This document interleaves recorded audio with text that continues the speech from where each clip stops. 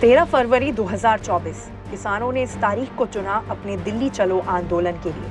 Punjab, Haryana, UP समेत कई राज्यों से किसानों ने दिल्ली की ओर बढ़ना शुरू किया। बताया जा रहा है कि इस आंदोलन में 150 से ज्यादा संगठन शामिल हुए हैं। इसे किसान आंदोलन का द्वितीय संस्करण भी माना जा रहा है। लेकिन इस बार प्रशासन और पुलिस की भी तैयारी पूरी है। आपको याद होगा कि साल 2020 से साल 2021 का वक्त था जब किसानों ने अपनी मांगों के साथ आंदोलन किया था। किसानों ने कई जगहों पर टेंट सिटी बनाकर वहां डेरा तक जमा लिया था।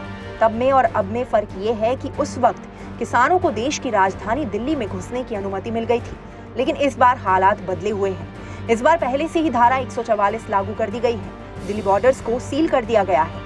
किसानों की क्या मांग है, इसके साथ ही ये सवाल भी उठ रहा है कि इस बार इस आंदोलन में किसान नेता का प्रमुख चेहरा कौन है। क्या पिछली बार जो बड़े चेहरे दिखे थे वही इस बार होंगे या इस बार बदले हुए चेहरे नजर आएंगे?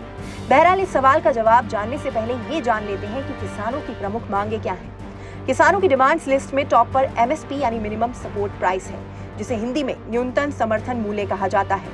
किसान चाहते हैं कि सरकार उन्हें एमएसपी की गारंटी दे। उनकी मांग है कि सभी फसलों को एमएसपी के दायरे में लाए जाने का प्रावधान किया जाए।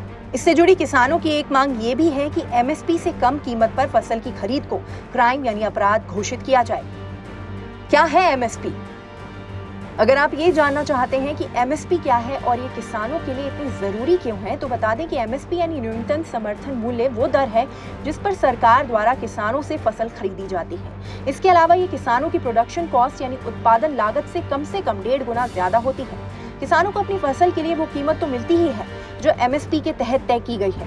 उदाहरण के तौर पर अगर किसी फसल की एमएसपी 35 रुपए है और मार्केट में उसकी कीमत किसी समय पर 25 या 30 है, तब भी सरकार किसानों से उस फसल को एमएसपी वाले रेट यानी 35 रुपए के हिसाब से ही खरीदेगी। जानकारी के लिए बता दें कि केंद्र सरकार द्वारा ही फसलों की न्यूनतम कीमत तय की जाती है। ये जिम्मा कृषि मंत्रालय के पास होता है। इसके अंतर्गत commission for agricultural cost and prices और अन्य संस्थाएं एमएसपी से जुड़े सजेशंस देती हैं। एमएसपी तय करने के लिए कई फैक्टर्स को ध्यान में रखा जाता है। किसान चाहते हैं कि हर फसल का एमएसपी तय किया जाए। अब तक केंद्र सरकार द्वारा हर फसल पर एमएसपी नहीं दिया जाता।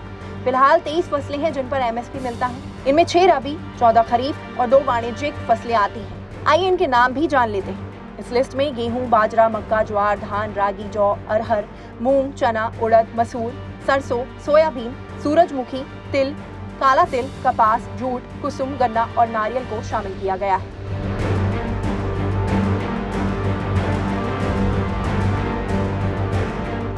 अब आपके मन में सवाल होगा कि अगर केंद्र सरकार फसलों की एमएसपी तय करती है तो किसानों को क्या दिक्कत है? बता दें कि भले ही एमएसपी सरकार तय करती हो, लेकिन देश भर में मौजूद सभी किसानों को इससे फायदा नहीं हो पा रहा। ऐसा हम नहीं कह रहे, बल्कि साल 2014 में बनी शांता कुमार कमेटी की एक रिपोर्ट में बताया गया है कि देश के सिर्फ 6% किसानों को ही इससे लाभ मिला है। कई राज्यों में इससे जुड़ी व्यवस्था लागू ही नहीं हुई है, जिसका एक उदाहरण बिहार है, जहाँ पैक्स के जरिए अनाज को खरीदा जाता है। अब आते हैं आखिरी सवाल पर कि इस बार किसानों का नेता कौन है। इस बार किसान नेता कौन? आपको याद होगा कि साल 2020 में जब किसान आंदोलन हुआ था तब राकेश टिकैत और गुरनाम सिंह प्रमुख किसान नेता थे। लेकिन इस बार ये दोनों आंदोलन का नेतृत्व नहीं कर रहे, बल्कि पंजाब में किसान मजदूर मोर्चा के नेता जगजीत सिंह डल्लेवाल और सरवन सिंह पंडेर इस बार मुख्य चेहरे हैं। इस टॉपिक पर आपका क्या कहना है, हमें कमेंट सेक्शन में बताएं। इसी तरह की स्टोरीज के लिए बने रहें न्यूज़ 18 इंडिया ओरिजिनल्स के साथ।